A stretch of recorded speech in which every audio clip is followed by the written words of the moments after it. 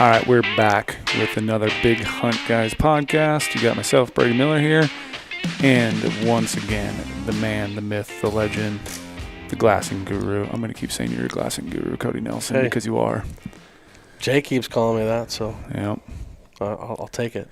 Yeah, it's got you back again. And before we keep going here on this, I just want to say that I was reading through some of the comments that we got in the last podcast you and I did, and it sounds like we got to do some more podcasts together because got really good feedback about it. Just loved the deep dives we were doing into optics and glassing and just different techniques. I think people appreciate it. It's kind of a long, it's a long distance relationship. Mm-hmm.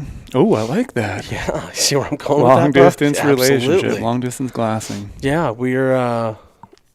Distance. I try to get up here a couple times a month if I can do that. It's hard during the busiest seasons because we're cranking stuff out about as fast as we can do it, and I'm on the phones 99.9% of my day, so it's hard to break 100% free during the the busy season. But every time else, we got a lot of stuff planned for this fall and spring, so we should have a good time. And like I always say, we're cut from the same cloth. You and I love our optics, love glassing, love optics helping are where people. It's at, baby. Mm-hmm. Optics are where it's at. I drive up in my truck and it's old and worn out, but my optics are bright and shiny. I love it. Exactly. Spend the money on things that make most sense in life. You can have a fancy truck or you can have some nice optics. I'd rather have some nice optics and live in a wall tent and not have a nice house.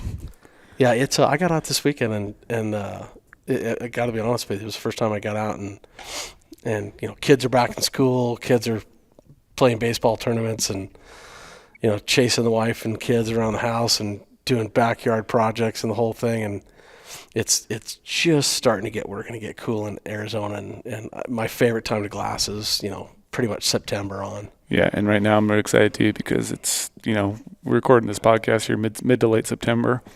And it's finally cool enough in Las Vegas where I can go out and shoot my rifle a ton, start doing some long distance shooting, dialing some loads. And I don't know if we're going to see a 100-degree day anymore in Vegas. I really hope that is gone and over with because I need to get out and start working on some stuff. I don't know. I thought I noticed like 95, 96 today. That's beautiful. Yeah, beautiful weather. I think we're probably – I think it was raining when I left the house in Phoenix this morning, so that was nice. There you go. So that was good. We got some good stuff planned. And speaking of shooting outside, I got 2 or 3 rifles that we're going to be able to work on, so I'll bring those up. I'm always game to work on some rifles. Do a little content around those. 2 or 3 scopes that have never been profiled, so we'll have some fun with that too. So that'll be good upcoming stuff. But yeah, we've got lots of stuff that's new and kind of coming in the works, and I think people will be excited about what's coming. Yeah, and so before we dive into some of that, we want to also help you guys put some gear in your hands. So if you guys have been listening, we got the promo code podcast. So if you sign up for Insider and use promo code podcast, you're going to get 50 points back to the GOHUNT Gear Shop. So that's solid. What that's going to do for you right now is everyone needs hunting gear, right? Yep. Whether it's new socks, food, optics like we're talking about now. You can use all those points to then purchase optics in the GOHUNT Gear Shop. So get yourself Insider, use promo code podcast, get you our whole suite of Insider tools from the maps to Insider, filtering 2.0, draw odds. It's like we are starting to it may seem crazy, but September, I'm starting to plan for 2023 already. Yep. I'm already starting to dive in and look at it. And pretty soon we're going to have updated draw odds on the website, all these different tools. I had no doubt that was happening already. Oh, yeah. And then also, if you want to use promo code podcast when you sign up for Explorer, which is their maps-only membership. But I want to mention, too, that besides for just maps when you sign up for Explorer, you do get access to the gear rewards. You can get 20 points back to the GOHUNT Gear Shop. That is a huge value add when it comes to maps, because if you just want maps, well, you can just have your maps in your hand, have them on the web, but we also give other things on that membership as well. So that's why it's great having the gear rewards. When you're shopping, you're getting rewarded for your purchases, and within 1 or 2 purchases, it's going to pay for your Explorer membership. Exactly. Like, I don't exactly know off the top of my head some of the points you get for optics, but like if you're going to buy a pair of binos, it's going to pay for your membership and then some. Yeah. Pretty quickly. No, it's if people look at them as a kind of a savings account, it stacks up over a while. Yeah.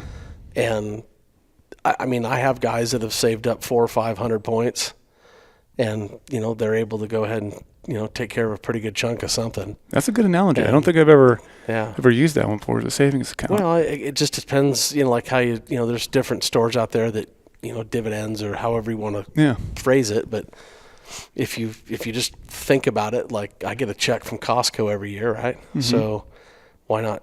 They give it to you at the end of the year or at the beginning of the next year, and you can use that to purchase something. So, typically the wife and I figure out something that can go to, and that's what we spend it on. And always remember, folks, too, when you're purchasing things in the GOHUNT Gear Shop, when you're any of our membership levels, Insider, Explorer, like 1 point equals $1. That's correct. So if it says 185 points when you purchase a spotting scope, that's $185 you're getting back in your chunk savings account to use on then other purchases. Absolutely a chunk. So yeah, be sure to use promo code podcast if you guys are looking to sign up for Insider or Explorer membership. So I want to dive in right now, Cody. I think this podcast is going to be all about spotting scopes. Pretty much. One of our favorite pieces of gear. Yeah, I think it's, if I had to, I say this all the time, but it's probably one of the most misunderstood and misused pieces of gear that that we have. Mm-hmm. I don't, and what I mean by that is people talk about it and they call me and they want to glass with a spotting scope, and I don't necessarily glass with a spotting scope for long periods of time. Yep. I might validate on whether a buck is a big buck, or is the deer that I'm seeing, is it a buck or is it not a buck, or is it a doe or what is it? Mm-hmm. Is that whatever I see underneath that tree at shade at 2 miles, do I need to get a closer look, or or is that just a bunch of branches? Like I look at it as a time saver, and but I glass with, I hear you use the term glass, but if I have a spotting scope on my tripod, with the exception of filming something or digiscoping, if I use a spotting scope more than 10 or 15%, I would say like that would be a lot. Mm-hmm. I just use 2 eyes more often than I use 1, and it's more efficient. And I know guys that do better at it than others. I think after a season and you've been glassing every week, or 4 or 5, whatever it is, 14 days in a row, or those long marathons like that, I think guys, their muscle fatigue and muscles become more aware of what it's doing, and it's muscle memory, and maybe they don't have as much problem with it. But for a guy that just goes out and he's just going to glass for a couple days at a time, I mean, I've literally been talking to people that have had a spotting scope out all day, and you're 2 hours removed from glassing, and their cheek is quivering and basically cramping up, so to speak. And so I just don't think it has to be that way. Mm-hmm. And so I think there's a smarter, more efficient way to use tripods and bigger optics with 2 eyes, and and that's why we've had this huge surge of 12 power, 15 power, big eyes, BTXs, Kowa Highlanders, and all these things going on in the industry right now, which is really fun to watch and watch happen. And I like it because, it's fun to, people are like, oh man, this is the greatest thing in the world. And I'm thinking, man, we've been doing this for so long. Yeah. And it's like a kid in a candy store. People are just excited about it. Yep. And I think that that's good for everything. And, I remember years ago when people would say, I can't believe you're telling everybody, about doing this. And there's certainly some much bigger name people than I am that were doing that. And people were like, well, I don't ever want this secret to get out, that, we're beyond that. And it's all about helping people. It's about helping people. It's about enjoying the outdoors, finding game. And, I look at it this way. If you have guys out searching for stuff and they're looking at longer distances and finding game and whatever, to me, it actually makes them, I don't use the word smarter, but they're hunting more efficiently, which means they're not out actually in amongst the deer just blowing them out of the country. Yep. So I think there's a lot of good things that come from it, and I just the spotting scopes they're a tool, and they're a tool for me that's used pretty much less than any other tool in the optics game for me. Yeah. So what are you saying? You think you use a spotting scope 15-20% of the time? I would literally say if it's over 15% of my day, I would tell you that's a lot. Unless you're into deer all the time. Like, well, I mean, if you're into deer constantly and you're looking at something, or maybe you're digiscoping. Like this weekend, I was glassing a bull up that was just a tremendous bull, and man, I could not have it going. So I had the 115 out, with the digiscoping, and I mean I must have gotten, I don't know, 20 or 30 minutes worth of footage, and they weren't moving, and everything was just perfect. So I just stayed after it, and that doesn't count to me as like glassing. But if that's what you're using it for, great. But I wouldn't just sit there and stare at it, unless I was really trying to score it. And if that happens, it just depends on the situation. But I would tell you 10 or 15% on a normal day. Yeah, I'm trying to think of what my percentage might be, because obviously now I have the BTX eyepiece, but I also have ATX, and I've used assortment of other, spotting scopes throughout the years. And I think I might be one of those people that use them a little bit more, like a single eyepiece, because I think maybe my glassing strategy, may be a little different, or it's a hybrid, but like after that that early morning, obviously I'm on the binos the whole time, but once it gets later in the day, shadows start moving, deer start bedding. Yep. I think that's when a little bit I will take out a spotting scope just so I can dive into shadows a lot more. Sure. Because sometimes I'm not looking, crazy far distances by any means, but I'm just trying to dissect the shadows a little bit easier. And you do have to deal with a little bit of eye fatigue, because I'm leaning in there the whole time with squinting one eye. Yeah. But I think it's just, again, it's another tool in that toolkit. Like, I'm just trying to overly analyze a patch of timber or some area that I know maybe a buck might be in. I'm trying to turn him up. Maybe he didn't show up in that basin that morning. I'm trying to dig him out. I think that again, it comes down to the situation. It comes down to what, when, where, how, and what you're seeing at the time. Yeah, if I'm looking at a whole strip of mountain and there's a patch up there that I just can't really quite see the way I want it, and I need more magnification. Sure, I'm not going to tell you that I don't ever take the spotting scope out and turn it up and really focus on it. But yeah, I mean, again, it's more for pointed specifics, and then obviously scoring or validation or whatever you're trying to do. It really just depends on where you're at in the game. How do we determine, is there an optimum objective? Both. An optimum size? Well, I mean, because we have so many options nowadays. Because I know we have a couple options just sitting here in front of us right now. We're going to talk about it in a little bit. But like, what do you think? Like, if I had just to pick one, I mean, first of all, up until recently, 4 or 5 years ago anyway, your choices were 80s and 85s. I mean, that was on the big side. Kowa's been they've had the 88s for a while, but you really didn't have all those options, right? So I mean, pretty much the scope of choice that was the high end that everybody would go with would be like an FL dialite or whatnot from Zeiss and or the Swarovski STS ATS, whichever 80, and those were kind of like considered like the big dogs. Yep. Well, Swarovski comes out with the ATS or the ATS STX in the 95, and that kind of changed everything, because not only did that change, but it changed the power or the magnification. So you went from 20 to 60 to 30 to 70. Yeah. Well, I would tell people that before the Kowa, before the Swarovski and the Harpia, right?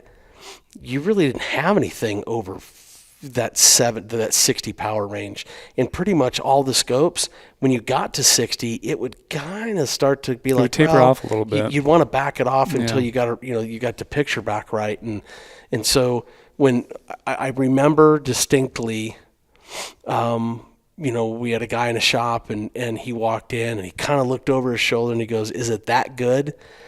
And I said to him, very well-known person in Phoenix and archery, and I love him to death, and he's just a super good dude.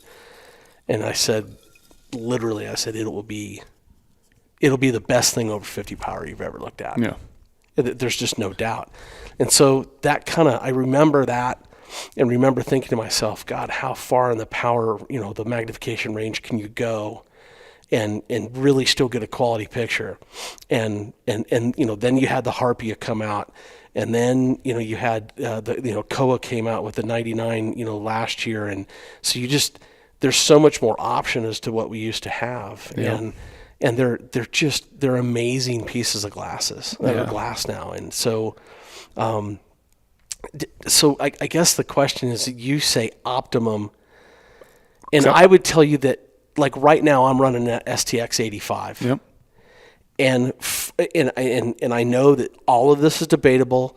All of this is that's what I'm hoping. You're leading down the answer I want you to lead down. It's all depending on what a guy wants and what he's doing for that day. Yep. But I've basically come to the fact of, for me personal, on a daily basis, it's hard for me because I love digiscoping and I want the best images I can possibly get. It's really hard for me to go below an 85 millimeter. Yep.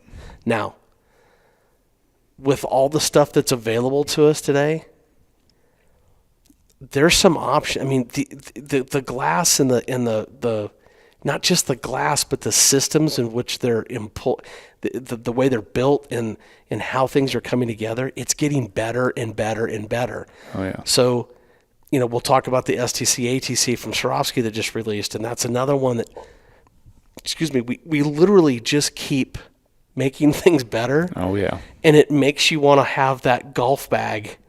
I just wish we had the caddy to carry stuff, but exactly. you end up wanting to have all that stuff, Brady. So optimum, there is none. To me, it comes back to, I just always want the best exit people I can get. Yeah. And so, are there days where I can envision myself with a set of 1242s, in a small spotter, and running up the mountain and being able to look at a very specific canyon? Mm-hmm. And I'm not gonna, I'm not looking at mileage. I'm looking at yards, right? So I think that there's just a time and a place for each of those tools. Yep. And there's some guys that are going to play that lightweight game all the time, and some guys are going to just go, you know what, I need the image. Yep. Yeah, it kind of depends on your use case, whether you're going crazy ultralight backpacking, maybe you're just using a spotting scope glass from your truck, or you're driving around in a side-by-side ATV and doing short hikes from there. It probably just and it comes down to budget too. I'll show you a video from this weekend, and I'll have to go back and use the measuring on the maps and figure out exactly. But I was somewhere between, where the bull was in cows to where I was, it was somewhere between 400 and 500 yards the whole time. And you have that on an STX 85, or I'm sorry, an STX. I had that on the 115. And there's just no doubt in my mind, you can't look at that video footage and go, how does it get any better? Yeah. I mean, I could see the points. The cheaters, the waviness, the blades. How does it get any better? Mm-hmm. Yeah, and yes, I'm describing a really nice bull, and it was kind of fun to do. But yeah, this bull, it was just so fun to sit back and just look at the screen and just enjoy that moment for what it was. And I don't think that's possible if I would have been mismatched with a much smaller spotting scope, where maybe that distance just didn't make sense for it. So again, it kind of comes back to that. The photographers in our audience will know what you mean by this. You can't do everything with one lens. That's if that was the case, why do we have all these other lenses? Yep. And so again, all things said, I prefer an 85. I used the 95 for the last 4 or 5 years, but because of the BTX. I've been kind of switching back and forth between the 85 and the 115, so that's kind of my sweet spot. Yep. But boy, do I love throwing a 95 on there and going. And it is a little more lightweight, a little more slender, not so bell-shaped at the end. Mm-hmm. Fits in all the pockets real nice. Yep. So, Yeah, because I want to throw the use case that I know we've discussed together quite a bit. When I was first looking at getting my set of, big optics. I wanted the big eyes type thing. I was looking at the BTX. And so I asked you the question a lot. I was almost dead set on a 95. for the longest time. And then the 115 had been out for maybe a year at that point, I think, when I was looking at it. Probably a little bit, right about that time. I think that was like, fall of 2020, so somewhere around there. And so I can't remember exactly what you said, but you had said, like, you'd love the 95, Brady. Like, I like to, kind of go ultra light, but I still have heavy weapon, heavy optics, and that sort of thing. So I do go, I go steep and deep all the time. You're like, it's going to save you a little bit of weight. He's like, you're going to, the way your glassing style is, you look early in the morning, really far away. Late in the evening, you're looking really far away as well. And eventually you might wish you had that 115 with you.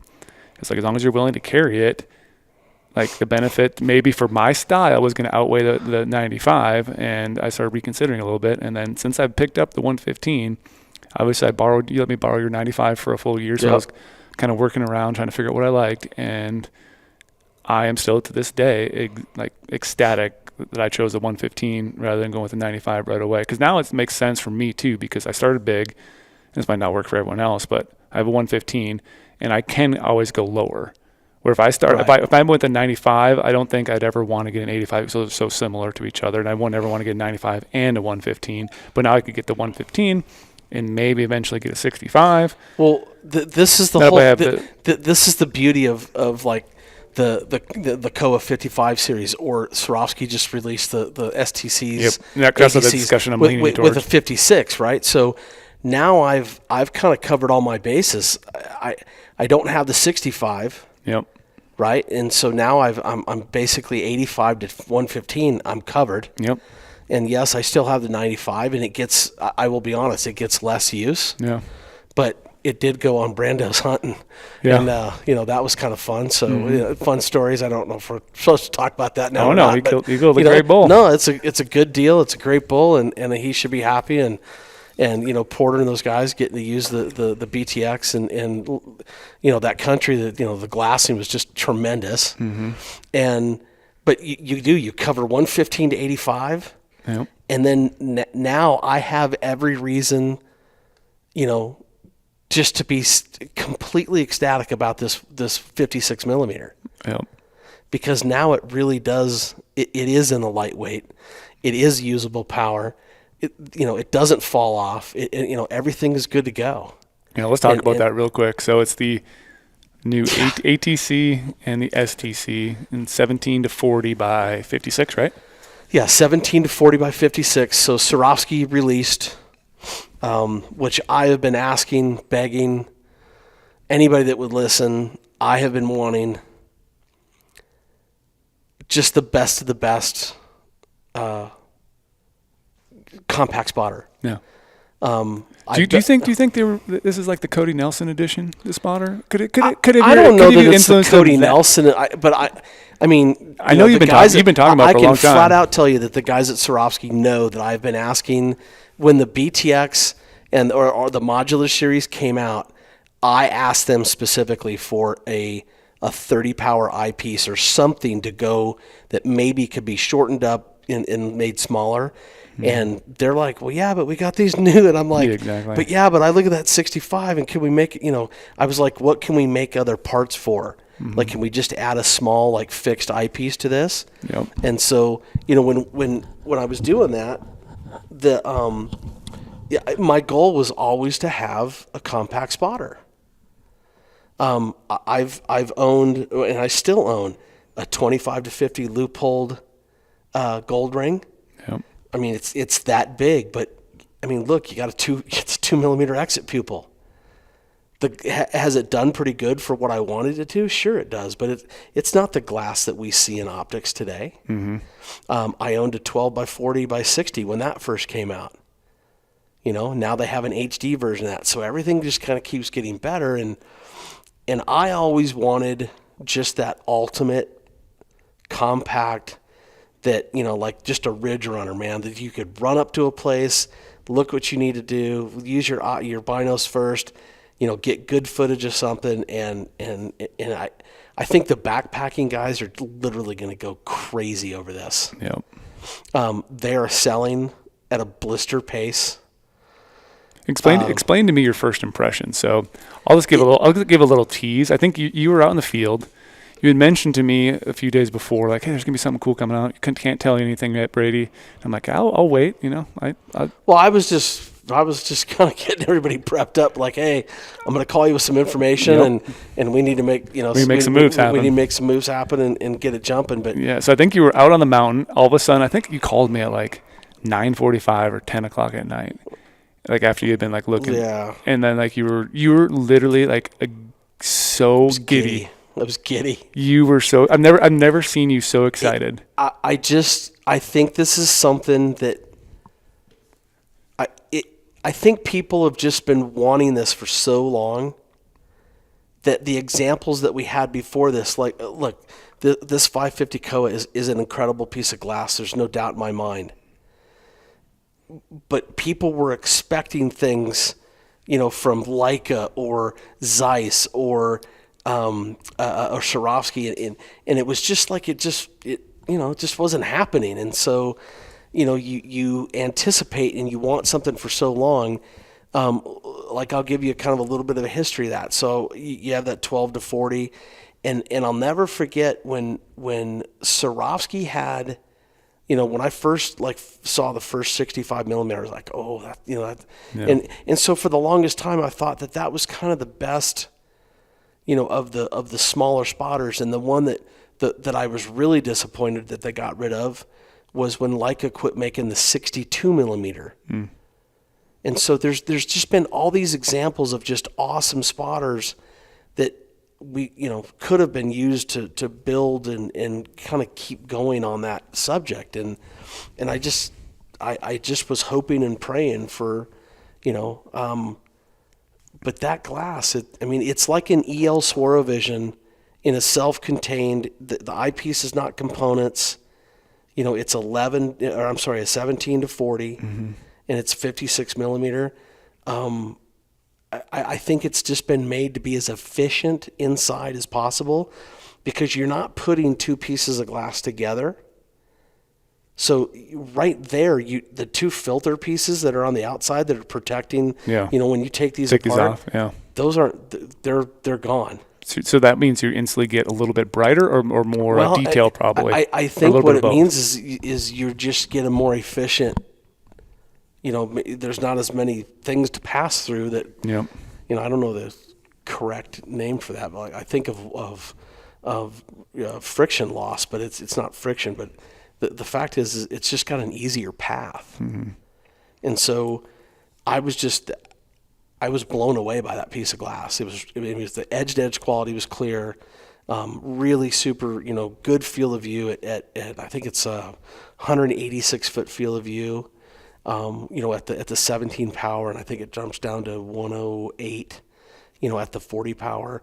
But what I was most amazed with is that when you turned it up to 40 power, there wasn't the fall off in some of the other spotters, that I've used over the years. Yep. I'm sorry. It just is what it is. Mm-hmm. So I've always thought that when you get below a 2 millimeter exit pupil, you're going against your what's normal and what you want. You want as big as exit pupil as you can. Well, when that happened, I was just like, man, this thing just doesn't disappoint. And I was really kind of searching. Like where does the edge to edge get compromised? Where does and it just doesn't. And I think there's going to be some people that just when they get it out in the field, it's going to answer all the prayer. The backpackers are going to go absolutely crazy over it. Yeah, I wish we still had one here in the office right now, so we could show you guys who are watching this on. They're working on YouTube. Them. And I had one for a week, and I had to give it up, because there's just not that many to go around right now, but.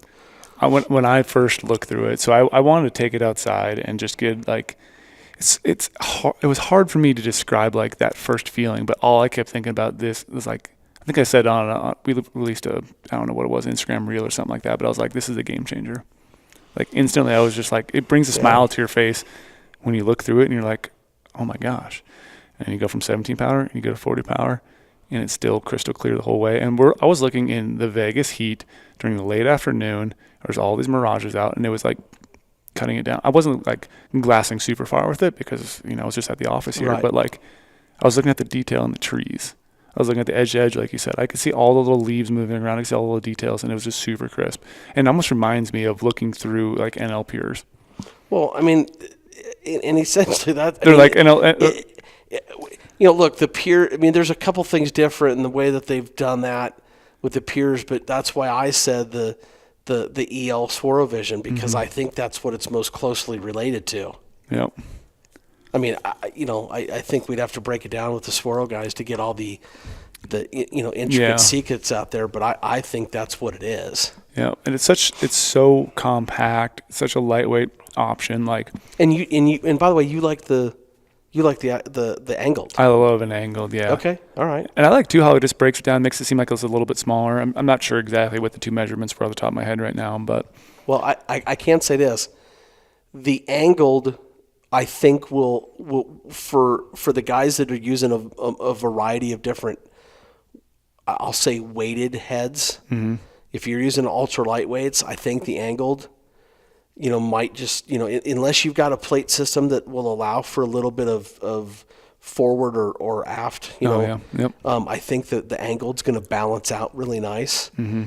Even though, I prefer the straights, but and again, that's another arguable thing. Yeah. We can go down that rabbit hole too, but I don't want anybody to get look, I've used a lot of good glass over the years. I mean, some stuff that, like I always think back to like the Minox, 11 to 33s, and and those were good pieces of glass back in the day, and they were better than what we had been using for small stuff. I don't want anybody to think that I'm just like saying, oh, well, everything else is trash and this is, because it's not true. Yeah. Like this piece of glass sitting in front of us, there's no doubt in my mind that it's worth the $17.99 that it is.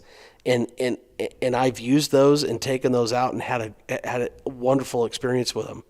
And hence that's why we're now a Kowa dealer. Yeah. So, that if I didn't believe, but what I'm trying to provide for people is a choice. Yeah, we're just providing more options. Like, and we didn't have those choices, way back when. Mm-hmm. And some of them, there's people that today don't know who Kowa is. Yep. And so, but again, there are good pieces at good price points. And I think it goes back to my pillars of glassing, or, buy the best glass you can afford, put it on a tripod, and slow down and be methodical when you glass. If you'll do those three things, I promise you'll find more game. Yep. And all these different choices and all these things that we have now, I'm just elated the fact that we have, these kind of choices in the compact spotter world. Yep. What do you think it's going to do to like 65 millimeter sales? I think people are going to more lean towards one or the other now, or the modular series, I don't think it's going to hurt. Yeah. Because guys, if you're invested in that and you're in that, I mean, look, the only thing that's going to be different is that the 65, like STX or ATX on that end, it's still a lot heavier. Yeah. So, I don't know that it's going to cannibalize it. Mm-hmm. I think that, I think what it's going to do is it's going to make room for others. Yeah. So rather, they just, I mean, I have no knowledge of this, but like I saw that piece and I'm like, well, okay, well, I love the modular for what it does, but does the 65 or the older 80s, do they keep getting better when you make them so that they're in one unit as opposed to an eyepiece and a body? So like I started thinking like, oh, well, how can we make these better? Gotcha. And again, it comes down to me, like, I don't know what Swarovski's doing or thinking in this regard, but if they're thinking, hey, we get to cut down the line, I'm like, no, make it more. Yeah. Give us more choices so that we have more, like the golfers want more club, faces and pitches and, whatever. I don't care. I just want more choice. So I want to be more exacting with whatever purpose, that we're whatever job you're doing or whatever you're glassing that day. I want the ability to take stuff out and do that. Mm-hmm. And I don't know. I'm just excited about it. My reaction, Brady, was just that. It was pretty awesome. And I don't know if everybody's seen it, but there's a cradle on the bottom of it, kind of like it looks like a shell, but it's, you see him hand holding it in the yeah, if you go on their website and their ads are hand holding it. And what that's meant to do is it's meant to either be laid on a pack or into a sandbag or whatever, and you're still able to turn the focus wheel without having it like lift off or move. Yep. So, I don't know. Have you ever seen like the old pictures from the old like Alaska days when the cowboys, or the guides are laying their spotting scope in the crease of their hat? Oh yeah. Well, that's essentially that's what this was made to do. The only difference is that they've, this is world-class glass and they've thought about those things. It's a pretty cool concept. The other thing that's noticeable about it is that there's no foot anymore. Yeah, they've kind of got rid of that. So it's actually up into the body and it worked out real good with the plate system, and so I was pretty happy with it. And it's really neat too. So anyone who has any sort of digiscoping systems too, like it'll still fit on. Well, that was the eyepiece is the same. Yeah, that was the best part is that the ATX, STX eyepieces that you're familiar with, the modulars, it's the same eyepiece. I took my digiscoping gear that I've used, on all my gear and slapped it right on there, and it worked perfectly. Not one bit of difference. Nope. So. I'm elated about it. It's already doing great in the shop. I know Swarovski's getting ready to kick them out here in the next, I don't even know what the date is, 21st, and I know that they're still. So everybody hears this. I don't know when this is going to exactly air, but they're still saying October 1st, and so we're going forward with that, and we're still pre-sailing. So. It's a good thing. It's exciting times to be looking to purchase optics. Yeah, we've just never had this much choice. Yeah, it all comes down to choice. And I guess that's why I have fun doing my job, because I get questions and I'm like, I get to work and sometimes walk through some of this, and some guys come out with really outstanding questions and I'm like, ooh, I got to think about that for a minute. Like what's going to help this guy the best? And I just try to lay it out like, okay, let's think about this sensibly and then figure out if that works for him or not. Mm-hmm. Let's talk about these two optics you have sitting here. Yeah. Well, and in general too, we just, like you said, like we are now carrying Kowa. We are now Kowa. And look, some people call it Kowa.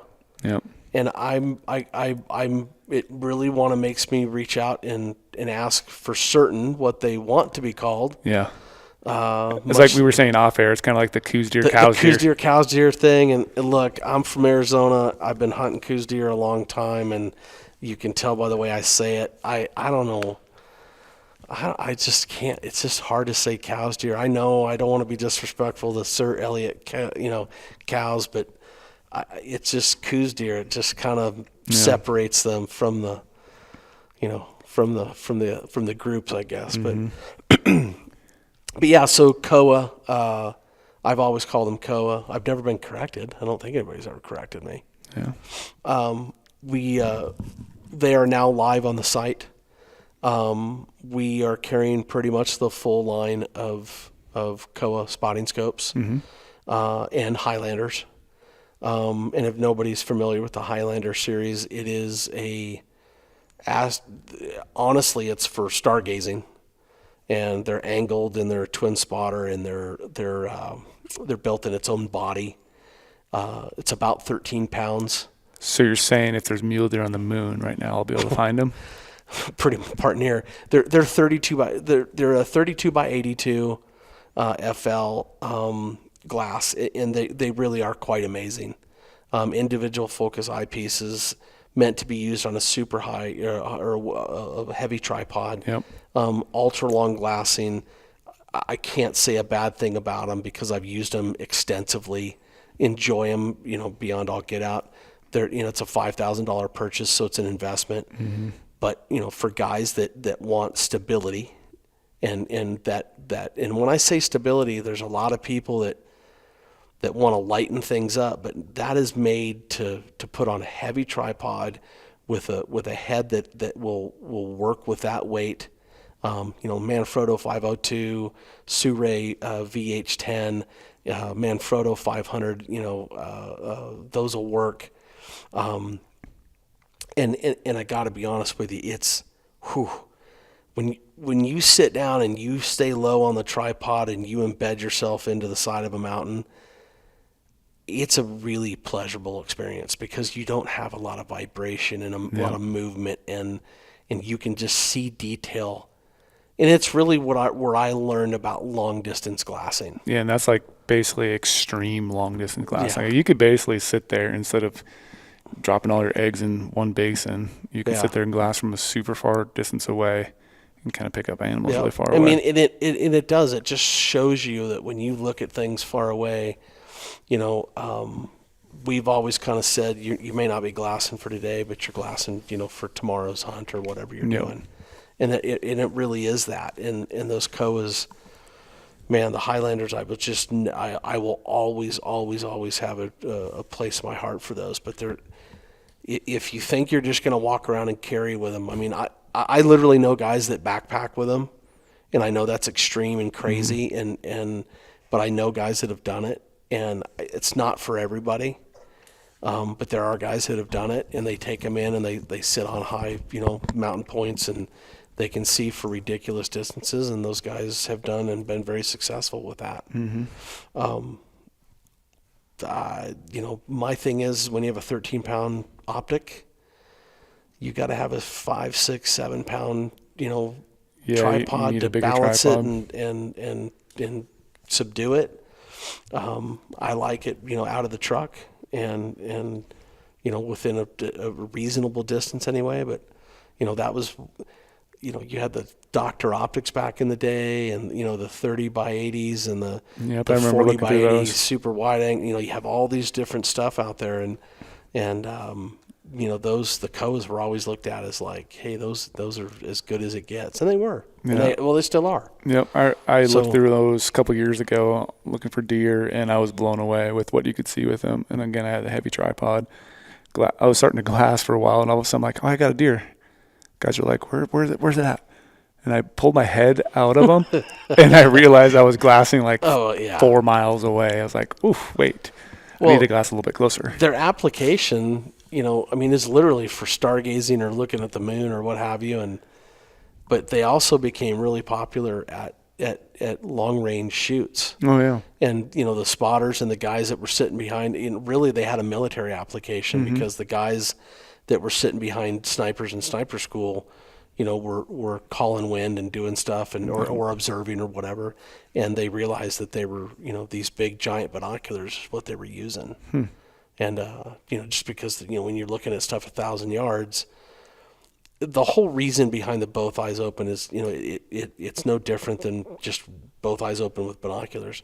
When both eyes open are functioning together, you see better and you more efficiently with more detail. Yeah, it'd be like trying to walk around with one eye closed the whole time, trying to walk through a mountain range. It's going to be a little more difficult. 100%. Open both those eyes up, you can see more detail, you can see things, and it just makes sense. And there's those are I think technically those are still poro prism by design, and poro prism moves light really really easily and or at least more efficiently than roof prism glass, and so there's some lessons to be learned there. But again, just an amazing piece of glass. Happy to have them on board. We still get calls for that stuff every once in a while, and so I was just really happy to get with Paul at Kowa and get them on board, and we're just excited about it. But they've got right here you see this is the 99 millimeter, just an unbelievable piece of glass. Certainly ranks up in the highest of the high of all glass quality, digiscoping pictures, everything. There is no doubt in my mind that it belongs in that conversation. The difference is it's got a $4,000 price tag. Yeah. And so you might be paying, $500, $600, $700, $800 more than that with some of the other brands. Do you think a lot of hunters don't realize that Kowa's out there? I think a lot of people have no idea. No idea, yeah. This is a brand that they're Japanese made, limited lifetime warranties. I've seen them do amazing things with their warranties. They're straightforward. There's not a lot of guesswork. They take care of things in quick time, but they've been around for a number of years. I'm not even sure the first time I ever heard the word Kowa. I mean, I don't know, 20 years ago, 25 years, whatever it was. But they've been around, for a very long time. Has it just been like a marketing thing, maybe, or just the other companies have kind of dominated the hunting game? And I think so. And being from Arizona, we were always looking for different glass in that niche, and so I think I don't know if Arizona found out about it earlier, but you guys are kind of the epicenter of glassing. Because a lot of that stuff was born there. It was born in the mountains of southern Arizona and glassing for Coues deer. That's where it all came from. Yep. And those guys were pioneers and doing stuff that I talk about it, but seeing Dwayne Adams sitting, perched up on a rock face with just a crappy old tripod, and instead of, back in the day, they were probably $1,500 to $1,800, but that, those were in the later '80s, and people were doing that, and that just was not. I mean, if you think about it, like the people that call us from the west or from the east today because they're going out west to hunt, they have just a completely different idea of what they need to come out here and be successful. So, again, this whole evolution of how all this started is just really cool and quite fascinating to me. But Kowa, really, where they gain popularity is on the birding sites. In the birding industry. Birding community, really. And people just don't realize how big the birding industry is. Yeah, people don't know. It probably birders are, the sales for first hunting. of all, where I really started noticing difference of where Kowa started to show up is when the birding industry people would start doing tests. Kowa was, at a very long time ago, was dipping into the highest categories. Yep. So you may have Zeiss, Swarovski, Leica, and then you'd have this Kowa, and then sometimes people would even grade. So there was always this thing I kept watching, and they just did an incredible job that way. And I think they're out of Torrance, California, and that's where where their U.S. base is anyway. And I don't know that it's marketing, and I don't know that it's not like they were trying to keep it a secret. I just think that it's just one of those companies that just kind of has stayed true, and they do what they do, and they try to do that very well. I mean, at first glance, they're good-looking units. Yeah, I'm looking at them right now. We've just got a couple of them, but for the audience that's certainly looking, you got a 99. There's an 88. There's a 77, a 64, and then in the 550. I'm going to check out this 550 here in hand while we're talking. It's so the thing that when you're looking at Kowas, you'll notice that there's a 553 or a 554. Yep. So the odd number is always the angled. So 53 would be the angle. And then 54 would be the straight. And so like the 99S is the straight for the 99, and then it would be 99A for angled. So that's that one. But these are all 553, 554s, and then there's a 663 and a 664, a 773 and a 774, and then an 883 and an 884. So that's the difference in why the difference in numbers. So the 99 comes as its own kit. But there are different eyepieces that become available for some of the different units. Okay. And one of the ones that we carry, or will be, when we have them now, are the 30 power eyepieces, because a lot of people like to use the fixed power and mate the 664s together. Oh, yep. So that's a whole nother discussion, and we can get into that another day. But yeah, a lot of people like to use those and put the 30 power eyepieces on there, so that's pretty popular. But yeah, it's so when we're talking about these, you have the 99 that are they're pure fluorite glass, okay, And then when you get into like the 883s, you're still in fluorite glass. And then the 777s will be their XD lenses. And the 664s will be their XD lenses. And then that's what made the 553 and the 554 so unique. And that's why you have a higher price point on it is $17.99 for that. And most people are like, oh, I'm not paying that for a spot or for a compact. Yeah. But there are a ton of people that pay that for that compact, and they're getting an incredibly good value with a really great piece of glass at a really good weight to use ratio is what I like to call it. But so you're saying fluorites are their like higher end glass? That is their highest end glass. Highest end glass, yeah. Okay. So, and that was really for this. Kowa really was the first one to say, "Oh, we're going to take our FL glass and put it in the compact." Mm-hmm. And by the way, so obviously people are listening to this, can't tell, but I'm holding it right now in my hand for people watching on YouTube. And this thing's got to weigh less than 2 pounds. This thing is tiny. I apologize. I didn't bring all the specs are always hard to remember too, but it's but yeah, they're lightweight, and most people would notice that they're not fully rubber armored. Mm-hmm. Most people think I'm crazy when I say that. I will use a sock on that, or I will use like a neoprene case, I'm wearing marsupial today, but like I would rather have a sleeve for it because I don't want anything on my optics when I'm glassing. Yeah. We've always talked about that. That's just me. I'm obsessed with that, and I just try to make it clean. And I like being able to take the padding off, and that's where I put my lens caps in my phone and or whatever I have it's kind of set up, ready to go. Yep. That's how I do it. But let's explain the reasoning behind that too. You mean why you don't like anything on the optic? Oh, so in other words, if you like this cap comes off and you can set it down, right? Yep. So there are some caps that come off and they would hang off of this. Mm-hmm. Well, when the wind is beating it around, you can feel that vibration in your picture. Well, if you're digiscoping or you're just trying to see for yourself, I don't care.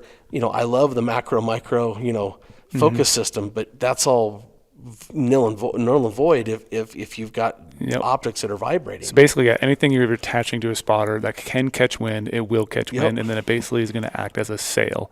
You might not notice it up close, but you're starting to glass really far away or any sort of detail. The longer you go, the longer you're glassing, the worse that it has an effect on. Yep. Or you're mounting this on there and doing some digiscope, and it's exponentially worse. You're going to see some little movement on there because that's going to catch that wind, and it's going to impact what you're looking at. 100%. Yep, that's why you and I are both the same. We always take all the caps off, all the sleeves, whatever it may be, and take that off. I think that's one thing to note about these is that there's a very large portion of people looking for spotting scopes that really appreciate the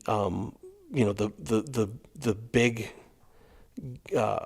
adjustment dial for your basic, getting it in focus.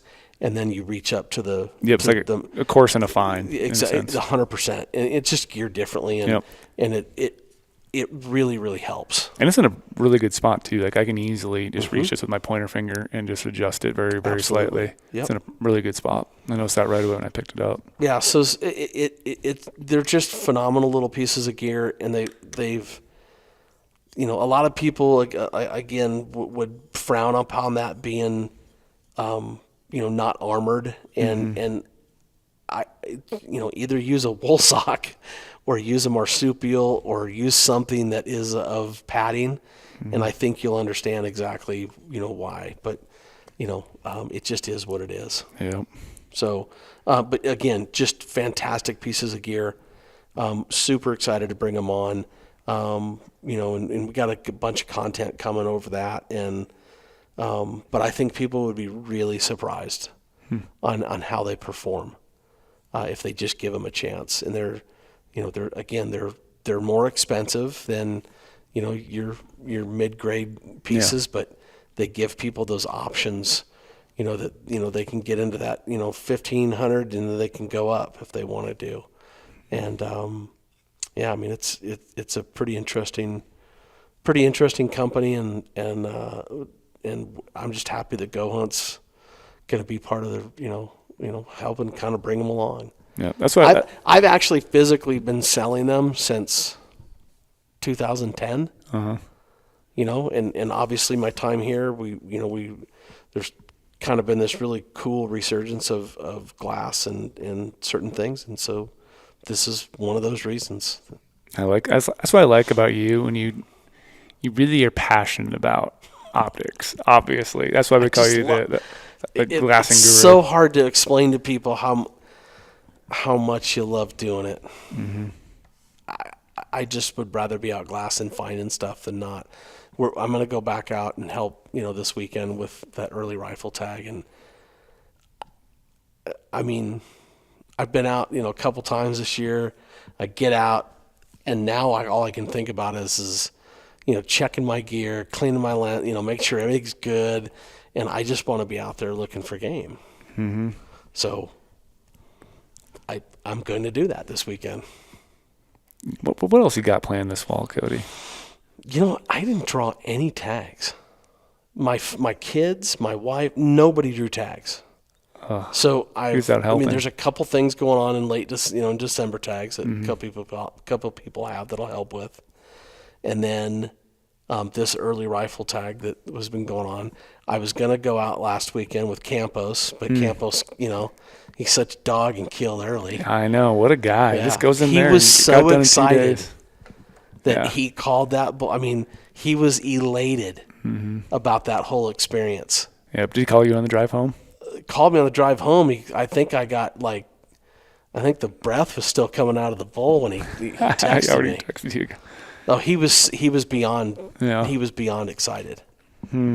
So and that's what it's all about. So, I really wanted to be there for him, but I was at a wedding in California. So. Yeah. So when it comes to spotting scopes, before we close out here, what obviously people can call you, right? Yeah. And if they would you rather have them do a little bit of research ahead of time, or say I could call you up, say I'm from somewhere on the East Coast, be like, hey Cody, I'm looking at a spotting scope. I don't know nothing about it. You'll break down pretty much whatever they want to know if they just call you. They don't have to say like, oh, I'm already looking at this brand or this size. And you'll kind of just walk them through you ask them probably certain questions, like what's their use case. I think they should do whatever's comfortable for them. If they feel like they want to take a look around, please take a look around. Know some products that you're familiar with or that interest you. Mm-hmm. And the thing I would say is, if you're going to call, just really kind of understand how it is you want to hunt. Mm-hmm. And maybe understand how it is you're going to hunt, where you're going to go visit, or I think that's really that's really what people need to do is pay attention to what they're about to embark upon. What are they getting into? Yeah. Especially do they need a spotting scope at this time in their career? Like, would you say everyone needs a spotting scope, or is it something you could just add later, or is it going to help you maybe on your first time? As the guy who's been, yes, I think everybody needs a spotting scope, but I would rather have a guy, and if he calls me and let's just say he's got like a pair of 8x32, or let's say they're compacts or something, and he's going to come out west. At the very least, like, hey, let's help you get those on a tripod so that you can, create a better distance and feel, you've got something to work with that'll help you extend this isn't just always about making money, right? Mm-hmm. It's about helping somebody get outdoors. Yep, you're helping to make their life better, pursue greater adventures. That if a guy says he has this, and he can't afford anything else, and he just wants to do better with that, then let's help him do that. Mm-hmm. But if a guy says that he's willing to spend or do, like, I got a couple texts this morning that were like, hey, I got like $1,000, like, where's the best? Do I get like do I get a lesser bino and a lesser spotter and have two? Or, I would say I would buy the best binocular you can, buy a good tripod and a way to mount them, and you're good. I would rather do that than split the difference. Yep. I think you're way more valuable with the binos. Mm-hmm. But again, I'm just one guy with an opinion on how those things should go, and I just think that people would be I think their money would be better spent if they bought a really good binocular, learned to put that on a tripod, and really learned to glass. Mm-hmm. I think they'd figure out real quick that it was a really, really, good use of their money. Yeah. What's your opinion on carrying spotting scopes in a backpack?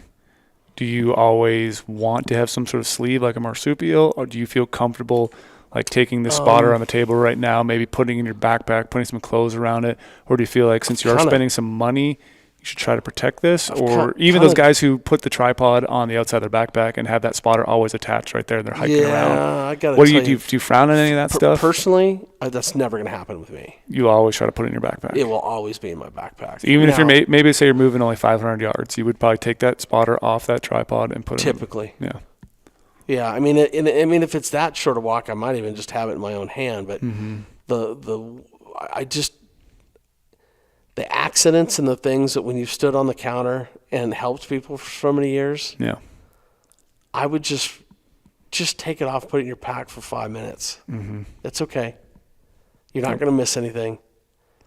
Now there are guys that they might sling it over the shoulder and set it up, boom, stand and look, but and I'm sure that works too. But I've also helped those guys replace optics too. It's always scared me because I was the guy back in the day too who I would move glassing spots or whatever, or just carry that tripod, throw that spotter, rest it on my shoulder as I'm hiking or whatever. But it just makes me nervous in my head that if when I throw that on my shoulder, did I accidentally loosen that plate or the head that's holding the plate, and all of a sudden that spotter's going to fall off and smash the ground. The interesting thing is that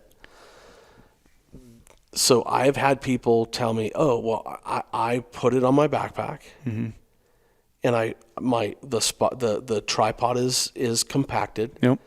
The spotter is visible and on the outside, and I'm just going to be honest with you. If you're going on a 20-mile backpack hike or whatever it is you're doing." I don't care what, and you're relying on that piece of gear. I am not. Because what if you fall? What if you exactly? Like I would just rather take those things and put them somewhere where they're a little bit more patterned and just not so exposed. Mm-hmm. So if maybe you want to carry them that way when you've made camp and lightened up and you want to smart quick. I understand. I get it. Everybody's, and this is why they can kind of do what they want to do. They can kind of do what they want to do. I'm just saying, I've replaced a lot of stuff that way for guys. Yeah. I'm the guy who now has to put it in my backpack. I know one guy that's literally replaced 2 sets of binos because he did the same thing twice, and those binos have never been found. No.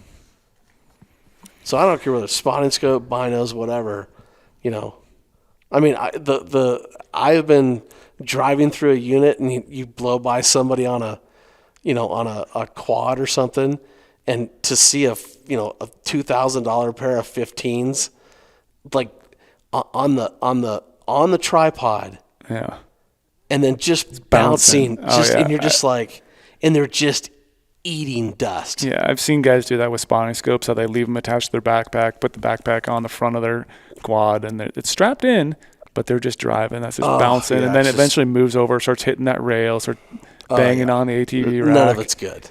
Yeah. So I would just say that, look, whether it's a neoprene sleeve, whether it's I always bring up a winter sock because of their. I like that idea because first of all, you can always pair it with another one. Yep. If you ever had to have an extra pair of socks or make a pair of mittens or I don't care whatever you got to do out of it, you can do it. You always talk about the gym jockey mittens or whatever. Yeah, old OGs. You could always make a pair of mittens that way. Yeah. And so what Cody's talking about is basically taking a wool sock and then cutting the toe side of it. Well, that's if you were doing mitten sides, but I'm saying. Like on this little spotter right here. Oh, you don't even need to. I would take a thick Thorlo or I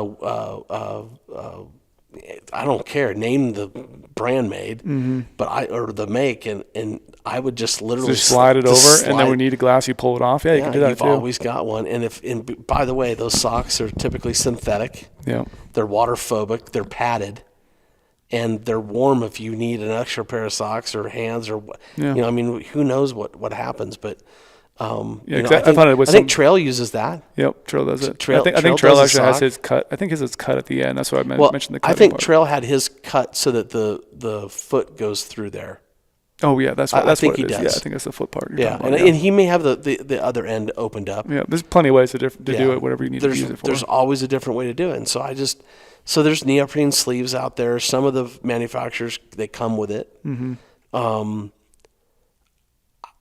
I'm just the person that likes to take them out of whatever they're in to make them as least air gripping or aerodynamic as possible, so that it reduces the amount of vibration. Because that's really, really what it comes down to for me. And anybody that glasses at the ridiculous distances we do sometimes knows that the quieter you can keep your optics, the better it is for you. Mm-hmm. And it could mean the difference of seeing or not seeing. Yep. So I think there's a lot, that goes into that. And again, I'm a big marsupial, proponent. I like the way that Jim puts those together. Yeah, me too. I love the webbing on the outside. I love the handle. The handle for me, because normally when I pull everything out of my truck and go put it back in there, like I just like to be able to grab my gear bag and I know that I've got that case in my hand and it's not going anywhere. They're super secure in those. And again, the biggest reason is because when I take my spotting scope or binos out of whatever case they're in, that case gets sat right next to me with, it could have my phone, it could have my radio, it could have whatever, what I want set out that I want at my disposal immediately, like right there. And I've always used it. I have forgotten a glassine pad. Oh, that's the worst. And so at least I had, Jim's case, for my behind to sit on. So sorry, Jim, but it doubled up real nice that day. Yep. So, and that's just, the thing is just, you're always kind of thinking and using things in multiple ways, right? Yeah. Do you have any, you might know the answer to this, but just for people listening, travel tips for going with a spotter? Like if I'm going to go fly in an airplane, do you ever take the eyepiece off and put both caps on, or do you keep it in like a marsupial case the whole time? Do you want to fly that in your backpack on you? Like, what's the best way maybe to travel? Or do you just travel like people watching, like this would stay together and you wouldn't take the eyepiece off? Well, first of all, I've heard, seen, or done it always. Mm-hmm. I know that there's a large group of people that would like to have a big old Pelican case cut with the sleeve. Yeah. But I look at those as, typically speaking, they're pretty inefficient at doing it. Like the Kowas, you almost have to have in a big case like that. But when you're talking about spotters like this, okay, the Swarovski modular system, I have no problems breaking those apart, put the caps on them, and putting them in places where they fit, and I know they're secure and they're going to be. I just try to make them the middle. Mm-hmm. So whatever's on the outside, I try to make them the middle so that they're not taking the brunt of stuff. So that's what I try to do with them. I would tell you that most of the time in my pack, I would pretty much tell you that they're always secured in a marsupial case.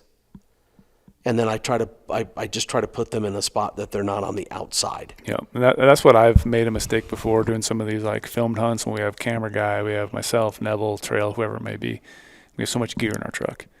I eventually, pack all my gear in my truck and I try to take my optics and put them somewhere where I know where they're at. It usually ends up being on top of something. Right. But then it's going to be up top next to a door.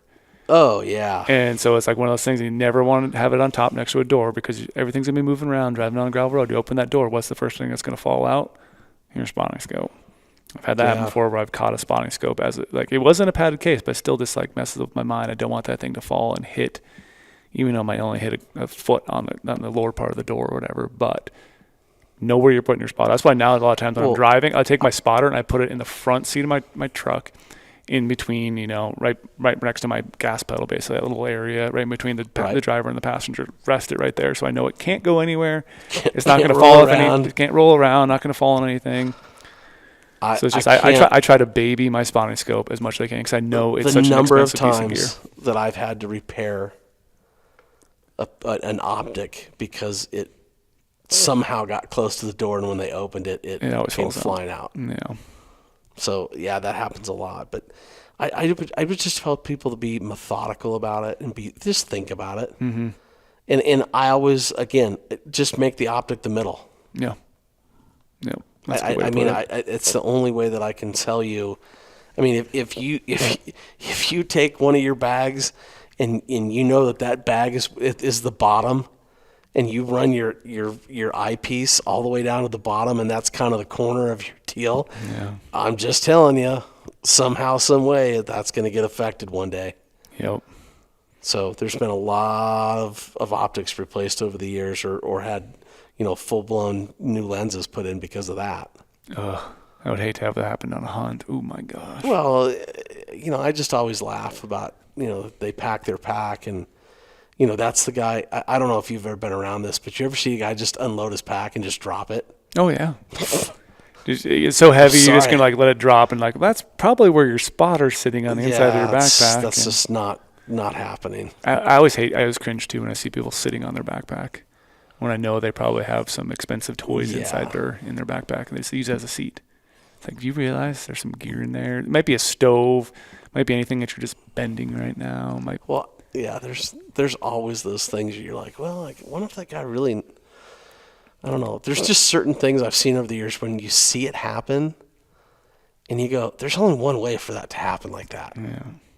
It's called pressure. Yep. And it's either velocity and pressure or just sustained pressure. Mm-hmm. So, yeah. So, I would just tell people, put them in the middle, cover them up best you can, use the eye cups that are provided. Those are, generally speaking, just golden rule, kind of take care of it. Yeah. A little bit of prevention goes a long way. Mm-hmm. I always think too, some people I think overlook it, but maybe it's just me because I deal with camera lenses a lot too. But even on the modular systems, when you're changing lenses back and forth or changing objective on the other side, even the way you open up said spotter to put an eyepiece on or change an objective, that all matters too. Don't be pointing that sucker in the wind. Don't be aiming that thing up in the air so it can collect a bunch of dust.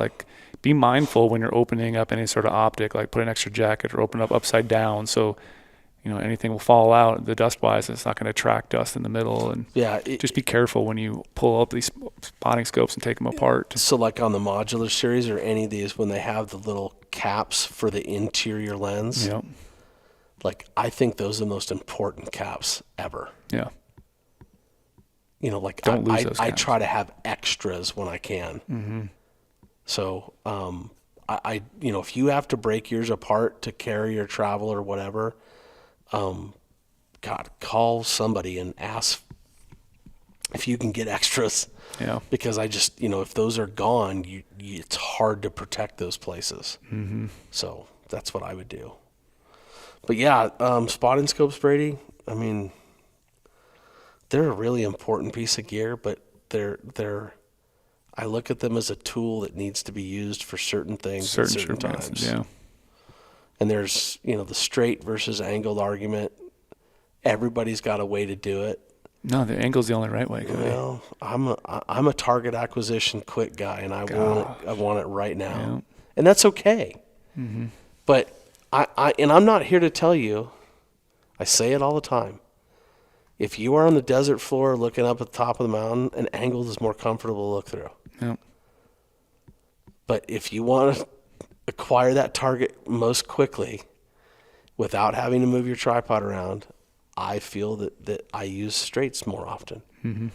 But, you may be a guy that sits on the top of the mountain and wants to turn the, for people that don't know what I'm saying is that normally you'd be like this, but, you can turn this, and this one's harder, which, by the way, we have the ASIAC piece that's new that's going to be on here that allows you to turn this. I don't know if you knew that or not. Oh, but Cody, geez. Yeah, buddy, a little nugget right there. Dropping knowledge bombs on there. Yeah, so ASIAC, Rydell made a piece for this that allows you to turn this. Mm-hmm.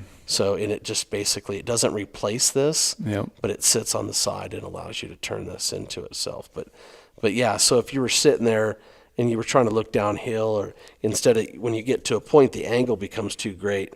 And so you could literally just do like this and look into it. So there's different ways. So like on the downhill, I think the straights typically work better. Some guys would say that sitting in a truck, they like a straight, depending on, where, I don't know. Some guys are so methodical about it, they do that. But, some guys like the angled when they're sitting in a truck. So again, use whatever works for you. Mm-hmm. But think about it. And, for me, general deer, elk out spotting, sitting on the ground, low, I just prefer the straight so that I can remove my binos and put my spotting scope on and be looking right where I need to be looking. That is the biggest benefit. Where to me, it's like because I'm such a tall guy, so if I ever need to stand up in glass, my tripod can be a little bit shorter, just by a little bit. Even I'm sitting down glassing, it can be a little bit shorter, so I get a little less wind dealing with. And I will always turn the bell back and forth. How tall are you? 6'5". Okay, I'm 5'6". So, any tripod basically, I can stand up and look through pretty easily with a straight. So it's one of those arguments I don't think you'll never have a clear answer with people. It's like the Chevy versus Ford thing. It's like there's so many different preferences and how you use the tool and how what you're hunting all the time. And if you're just, like you said, target acquisition, if that's the biggest thing for you, straight's going to be great because you can pop those binos off, put that straight spotter on. I just know that, like, for coos deer hunting for me, and that seems to be when it's most prevalent,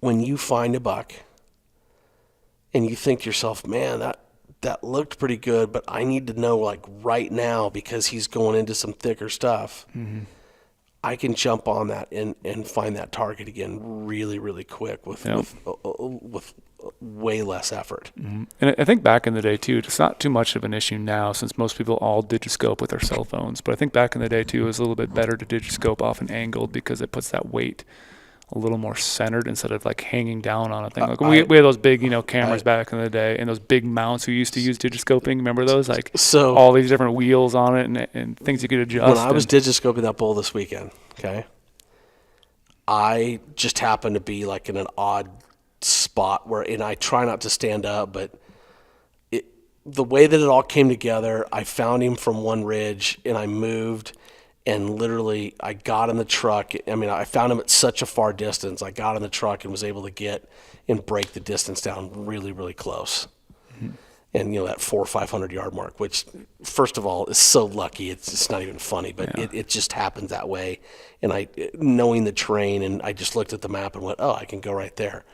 So I raced down there, got to where I was going, and I just happened to I had him in the BTX, and I found I thought no way would I find the bull that quick, and I found him in 3 seconds. They hadn't moved, and I was with the BTX. Well, now I'm stuck because I'm thinking in my mind that, man, the sun is up, it's getting hot. I can see the cows out there roasting in the sun, and in any minute this bull's gonna, hair him up and he's gonna be gone, right?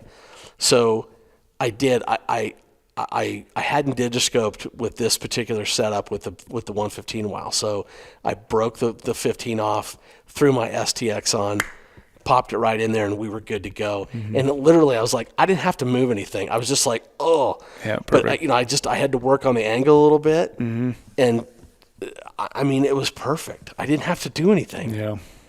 So, I was stuck in a little bit of a precarious position because I had the BTX and I was looking down, but I didn't move the tripod up because if you think about it, the BTX was angled, and I kept it straight. So when I broke that off and I put the straight on, I still didn't have to move it. For that so case, I was like, okay, so that worked out pretty luckily. So, but I ended up getting quite a bit of footage off that, and I don't know why, I just got lucky that day. Okay. Let's talk about one thing I don't think people realize too about spotting scopes is the lens shade. Oh yeah, that's the lens shade. When would you use that, and when would you not use that? And what's the purpose of that? Anything you can do to keep the sun out of the if you've got angles where the sun's coming in, this just takes it and doesn't put direct sunlight on the lens. Yep. So people are listening. You're just pulling out the lens shade at the end. That's all we're doing. Yep. And almost all spotting scopes have them nowadays, a lens shade. Yeah, no, it works out perfectly. I typically look into the sun, fairly often. I guess in the early morning sometimes, but I normally have the sun at my back in the mornings. But it is not uncommon for me to look into the sun, in the afternoons. Yep. There's been a lot of good animals found that way, and just the shade and everything that works out that way. But I've had to pull those out on often, and they're lifesavers. Yep. And sometimes go out and stand out with in front the hat. of you. Yeah. Oh yeah. I've had to do that with my dad sometimes before I walk in front. I'm just like sticking the hat out there. But anytime you could, if you don't want to use these, but anytime you could, find a tree that you can get far enough back on that you got shade that you can still get the angle if you want to see what you're looking at. I will go to great lengths to shade that eyepiece from getting direct sunlight. Being in Arizona, have you ever used umbrellas and all that stuff? I see those guys using over there. Like different things to like put shade above you when you're glassing. To be perfectly honest with you, I have used an umbrella that was handheld. Those can be pretty advantageous. And look, I will tell you that I know there's certain guys that do that, and I'm not bagging on it because there's products out there and there's good people putting good stuff out there. It's not for me. Just more to deal with. Well, first of all, I don't care what you put on your tripod. If you're putting an umbrella, which may save you from the sun, if there's even the remote little tiny bit of breeze, it's going to affect your optics, not going down that road. And for me, it always goes against to my thought of I want to be hidden when I'm glassing and don't want to have any sort of sail an animal can see something moving, or that's going to be above on my, the skyline me basically, and they could see something. I just think of the things, the nightmare of, well, I just got up to go to the bathroom and literally Mary Poppined my, my BTX into the next county because a wind came out of nowhere. Yeah. No way. Not going to happen. Not doing it. I'm not rolling that way. And I'm sorry, but that's, you brought up a subject with me. Yep. I have been sunburned to the nth degree, and maybe that's stupid. Maybe that's not bright, but I will put something on the side of my head. I normally have handkerchiefs with me. I normally, even, today's hoodies, there's a lot of different ways to do that now that I do not intend ever on using an umbrella for that.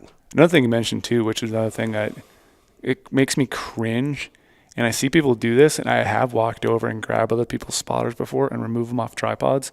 When they have a spotter on a tripod and they leave to go to the bathroom, go to their backpack, I don't want to leave my spotter attached. I don't care how solid, how heavy your tripod is. That's something I do not want to fall and land on the objective lens, land anywhere. If you walk away from your... I don't care if it's binos I have either. distinctly seen this on 3 or 4 different occasions where a guy walked away, whether he was standing or even sitting, where I have literally seen a tripod be picked up and pretty much slammed. Yeah. It's a good way to need a warranty repair. I think you're just asking for it. Yeah.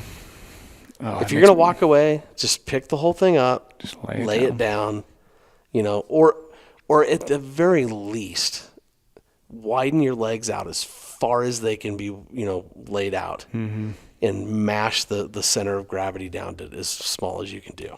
Yep. But yeah, so I mean, yeah, there's our optics are too expensive to I'm just not going to risk that. It's not worth it.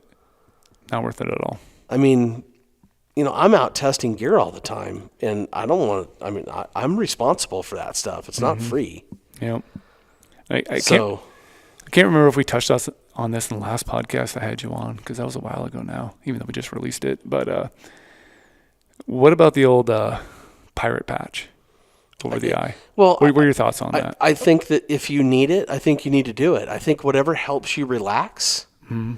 If you have to wear a patch, do it. It costs you like what, $1.50 at Walgreens or CVS or whatever. Yep. Do it, absolutely. Because that way, then you're not going to be squinting the whole time. You're not going to get that eye fatigue. So if you are the person who wants to glass longer with the spotting scope, having an eye patch, like we're talking about the old pirate patch type thing, could benefit you. Obviously, we've all done the whole hat, leaning it over, and different things. I've even had my hand up against there, blocking the eye, so I can keep my eye open, so I can glass a little bit longer. I normally do.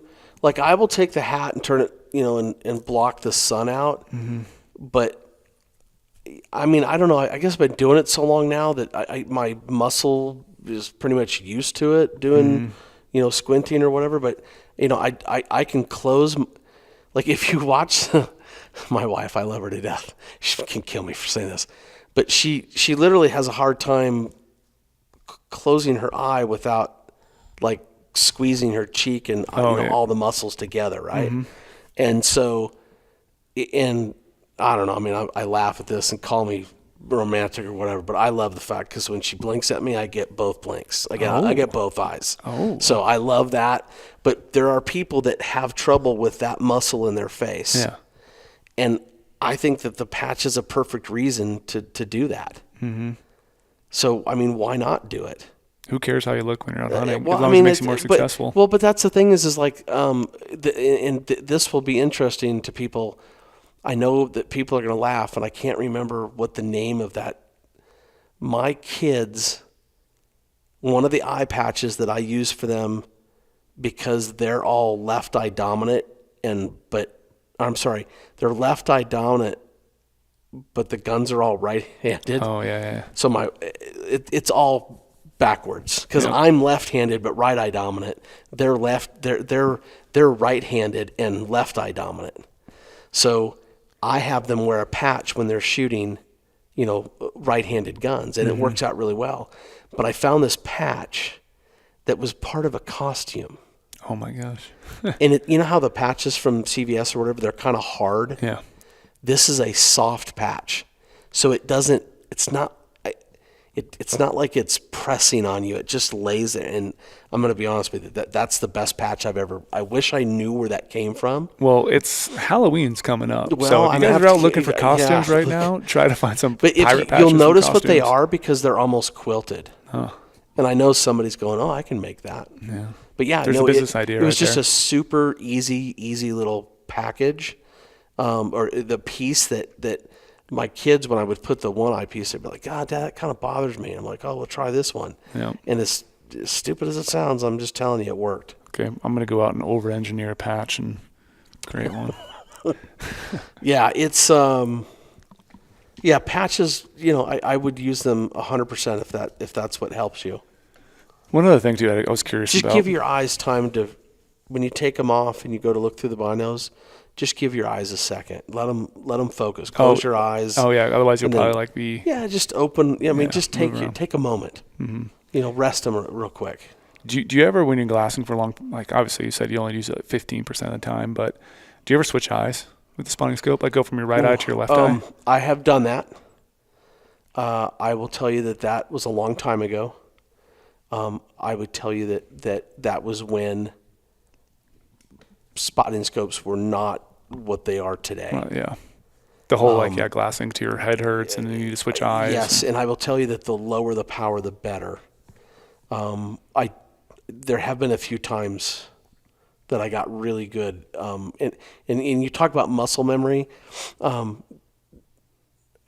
People used to give me a hard time about the straight, the straight versus the angled. Mm-hmm. So to be that person, I used an angle for an entire season, just to say, okay, I get it. I know what's good and what works for me. Because I was doing that so much, I was actually that year. I just remember being able to switch left and right, and thought it was, But I'm right eye dominant. And flat out, I see better with my right eye open, period. So it's merely interesting if I do it with my left. And I've tried it before too, and that's because like we've touched on this in the last podcast too with you, like just that mental focus when you're out there glassing. Just like when I look through my left eye, I'm just doing myself a disservice. I'm not glassing as hard. I'll be honest with you. I can't pick up the details I can with my right eye. So I think I'm moving around too much. Like I'm just wasting my time. If my eyes are fatigued and I'm trying to use my spotter so much, I might as well just lean back for a couple seconds and just rest rather than trying to force a left, because I'm going to scan over something and not see it, where if I was fully focused on my right eye, I would probably pick up that little ear movement or whatever antler time when I'm trying to glass. So I don't think I'm right eye dominant. So I use my right eye all the time as like my main eye. So I don't know. It all comes back to you got to do what works for you. Mm-hmm. There really isn't a right and wrong. There's maybe efficient versus inefficient, mm-hmm. and I think that's really when you talk about a lot of the stuff that we're doing. These are things that have just been tried and true and learned over years, and I learn stuff new all the time. A guy will bring something up or do something, and you just go, "Wow, that was a pretty good idea." Yeah. Never thought of it that way, but that was a pretty good idea. And these, these things, you're just trying to help people be more efficient. Yeah. And, there's nothing that comes down to better telling a guy, hey, look, I could talk to you for 4 more hours about the do's, don'ts, and whatnots. Mm-hmm. The bottom line is you need to go out and do it. You need to do it for, a day, a couple days, a weekend, and then come back and let's have this conversation. And 9 times out of 10, those conversations are very different, and they're appreciative, and they're also like, hey, I get why you said that. Like, now I understand. And it's hard sometimes to make somebody understand something without them actually having,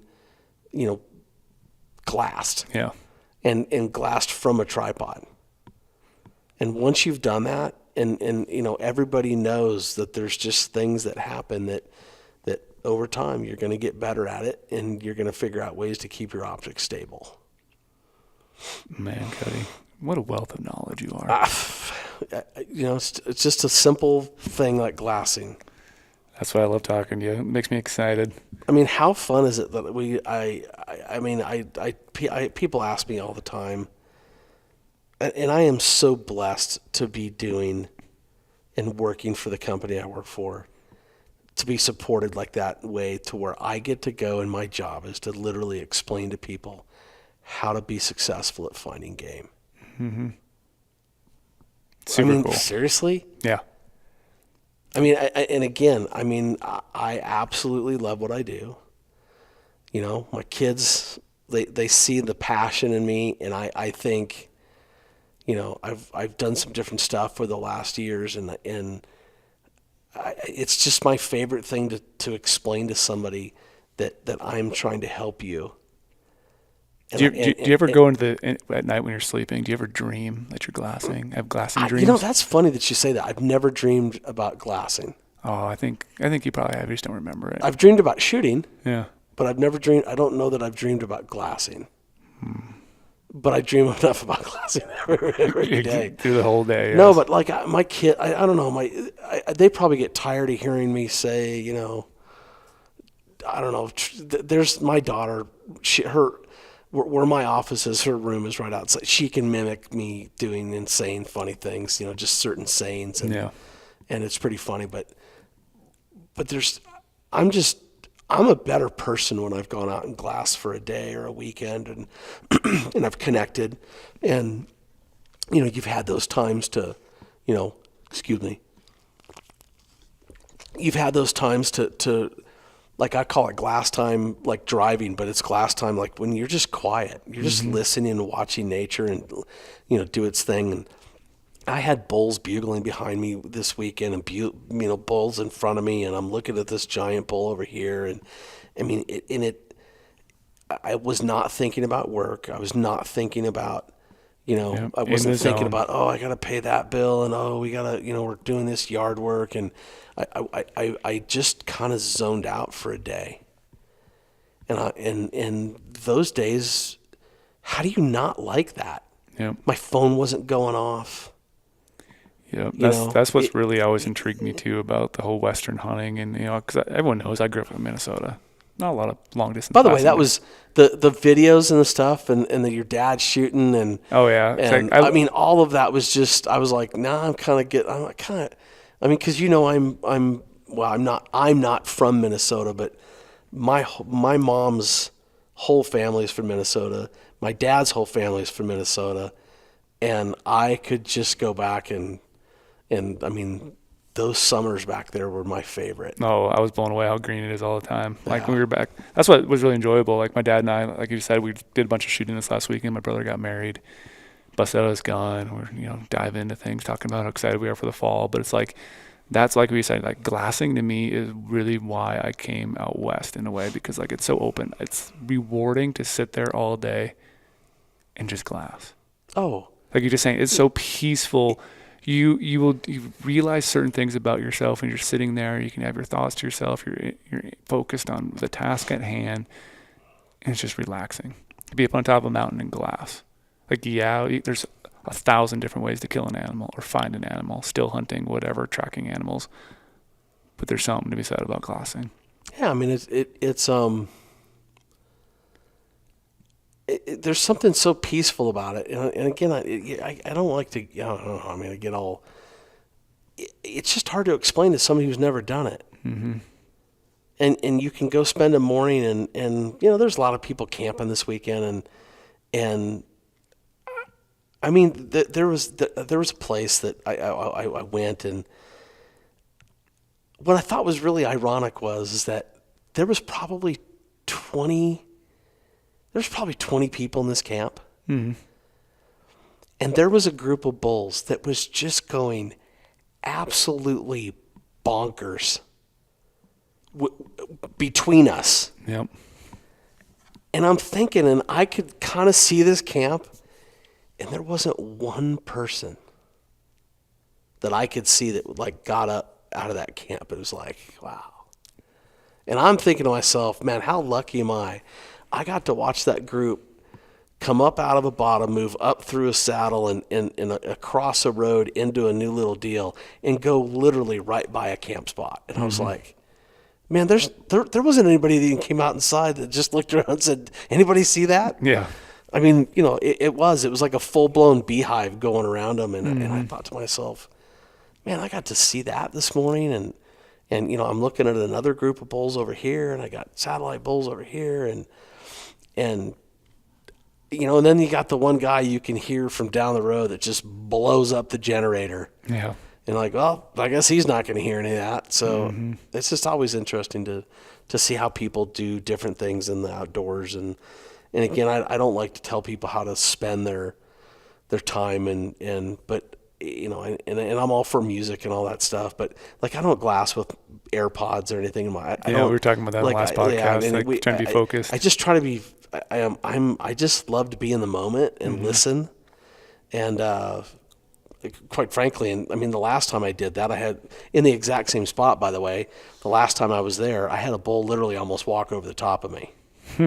So that doesn't happen very often, and so those are those moments, those are those times that we get to have fun. Yep. One thing I noticed too, like we said, how enjoyable glassing is. I noticed this weekend, both at my brother's house and my parents' house, my mom and dad's house, like having old optics. Like I would walk around my dad's house. He has a window that overlooks the lake. Right. He has a pair of binos sitting right next to the window. And then I go into his like hunting room where we have all his mounts and stuff. There's another older pair of his binos sitting at a different window. So no matter where my dad is in this house, he can look at something. He look at something outside, and he's like, "Oh, did you see that loon this morning?" And I was like, "Yeah, I actually did. I picked up the binos that were downstairs, and I looked outside. He was looking at the binos upstairs." That's awesome. And then I go to my brother's house. My brother has an old pair of binos sitting at the backyard as well. Just whatever it might be, bird watching. You have a raccoon come in the backyard. You start picking up his binos, start using them. It's like they're not just for hunting. So you're enjoying nature as nature's meant to be enjoyed, as everyone knows I always say. I have over the last, I don't know, I can't tell you how many times I've done this, but so we get a lot of people that call and that they have decks, or they have, maybe they don't have a deck, but they got one window that looks at the ocean. And like at my brother's house, he has a specific spot where when you when you were on his walkout deck, he's probably 90 feet from the ocean or from the beach, and so he can see all the ships that are coming into port, in LA. So, that Los Angeles, whatever that is, Long Beach or whatever it is. But he can see the big tankers out there. Well, over the years, we've gotten the opportunity to set. I mean, I was at that California wedding last weekend, and there was a guy there that was from Idaho, right? And he has a lake house. He must have hugged me 5 times. And I haven't seen the guy in years. Yeah. And he's like, hey, man. He's like, I look through those binos and I think about you all the time. This is the coolest experience. I can see my kids when they're out on the boat. I can see the he's talking about all the Bert. And I'm like, he has no idea of the satisfaction I get from that. Even though he's a family friend, known him for years. But that's the exact reason. Mm-hmm. Like he spends a crazy amount of time looking through those binos. Yeah, I know we're a hunting company and optics for hunting, but like you get so many multiple uses out of these optics. He has 0 interest in hunting. Oh, that's even cooler. And then his neighbor bought one from me. Yeah. And then, I just got a text, after that weekend that another neighbor wants that same kind of setup. So, I mean, even Blake. Yeah. Blake, they're like, hey man, I want that ATX for the back deck I got it. We got you covered. Yep.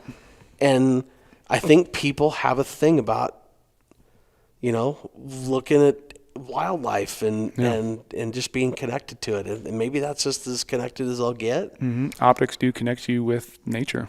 I mean, 100%. We all like to see them close up. And then not to mention all the people that buy that stuff and then they use it for hunting. But my kids think it's the coolest thing in the world when I pull a BTX out and look at the, whatever red moon or, eclipse or whatever's going on for the day. Yep. They think that's the coolest thing in the world. So there's just so much about it that I enjoy doing. And I mean, I guess I'll keep doing it as long as they'll have me and as long as we keep doing good and coming up with fun stuff to talk about and new products to bring on. Yeah. So when it comes to optics, how can people get a hold of you here at GOHUNT when they have questions? Optics at GOHUNT.com. That's the best way, most efficient way.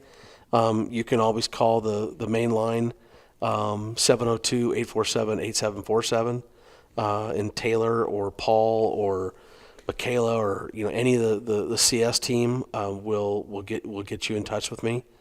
I'm generally not answering the first line phones, but they will. Yeah, they will put me in touch, and I just ask people like, hey, if you call me, give me an opportunity, and you can call me back. But you can give me an opportunity to respond, and I try very, very hard to return every one of my phone calls by day's end, and I do make mistakes, and I'm not going to say I don't ever miss one. I'm just saying I do my best to try everything, by the end of the day. I also like too that now we have that the GOHUNT showroom all finished. Oh, buddy, we got some optics sitting out there now. We got some optics sitting out there. So the guys are in the Las Vegas area. Girls want to come in and check us. We're still figuring out the layout and how everything is going to function together. And but man, Paul and is this the first time you've seen it? Well, I mean, other than pictures, but to walk in and actually feel it and look, touch, and understand how the depth of it and how big it is. I just couldn't. Those guys, Kevin and Paul and the new gal, Sid.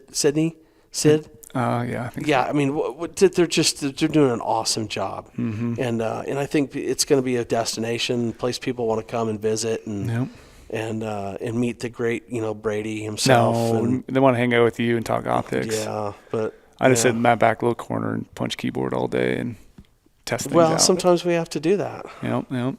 So we'll probably end on that. This is a pretty action-packed podcast. Yeah. Well, we've got some stuff.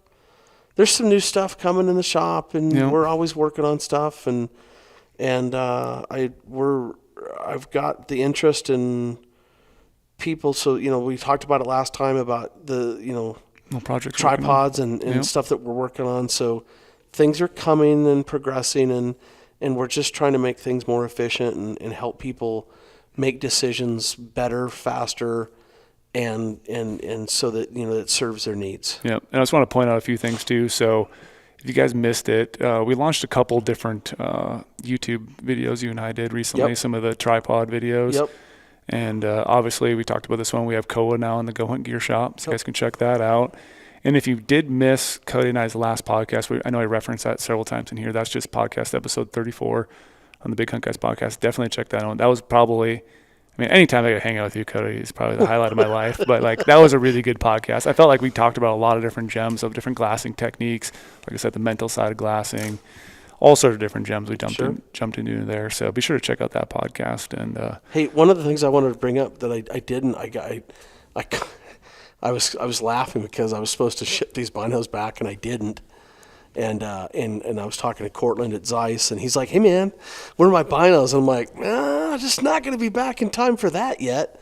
And so I bought myself a couple more days. But I took out the new. We talked about a video that we did with the Zeiss SFLs. Yep. And I got to be honest with you, I took them out. I used them on those bowls and played with them in some different distances and man, I was really impressed with those outdoors at low light. I would tell people to please give the Zeiss SFLs a shot. I think they're really going to be impressive or impressed with them. I liked hearing that you finagled your way to keep them for a little bit longer to try to look through them more. Well, I thought he was gone, and I might have missed that. Cortland, if you're watching, I really apologize. I owe you a phone call back today, but man, but that sometimes is just how we get opportunities to we don't always have 20 of them laying around that we can just all take. It's hard. I think sometimes people have that thing like, oh, you just go grab what you want. Well, we do, but like in this instance, I just had to use the ones that. Because the ones that we'll use for the shop just aren't here yet. So, and those will be here one day. But and it's the same thing with the ATC and the STC. Yeah, it's gonna be really exciting launch. I would when that finally starts to show, I would really ask for people to get out and try to go look behind one, because I just don't think you're gonna find a hole in it. Yep. I really don't. I think that as an optical piece with a variable eyepiece, I just don't think you're going to find a big hole in it. I was incredibly impressed. So those two pieces of gear, and then along with bringing in the Kowa, that we're continually mashing on that, pushing on different stuff. So it's exciting times to be a consumer looking at optics. Yeah, like we've been saying the whole time. There's just more tools out there, more options. Yep. Whatever your use case is, I guarantee you, we can find an optic for you. Yes, sir. Or a tripod or whatever it may be, bino harness, whatever you're looking for. Optics at GOHUNT.com, and then they can always subscribe to the YouTube channel. Yep. And then the 702-847-8747 phone number. And if there's anything too, we always miss things too, or just sometimes take things for granted on what we do, or what Cody does, or what myself do. So if you ever have any suggestions of topics you want to cover, I would love to keep doing this series with you more, talking about different strategies. So if anyone has any questions, drop them in the comments below their YouTube or reach out to us. And how many times, Brady, did we talk about something that you could go, oh, I don't want to go down that hole, right? Yeah. But if you want to talk about angled and that's right, we can dive in as deep as we need to. We can go out to the truck and put them on window mounts, and we could do all kinds of fun stuff. And I think that those are things that I'd kind of like to hear from some of our audience and say, hey, well, what do you want to know more about? Yep. Because I could do this all day long and not get tired of it and enjoy it. And I'm more than happy to share my knowledge of that. Yep. I just want to take everything that's in that brain right now and broadcast it to our audience at all times. Yeah. There's a lot going on. All right. So, but right. More than happy to help out, bud. I appreciate the time. And like we said, till next time, we'll keep doing this. And we got a little bit more fun to have. Stay tuned. Cody's here. So maybe I'll have some big bull picks next that my buddy's wife is going to kill here in a week. Sharing's caring, Cody. Sharing is caring. Show those pics when you guys get them. What a great hunt that is. Yeah. But I appreciate it. You got it, man. Take care, buddy. Appreciate it.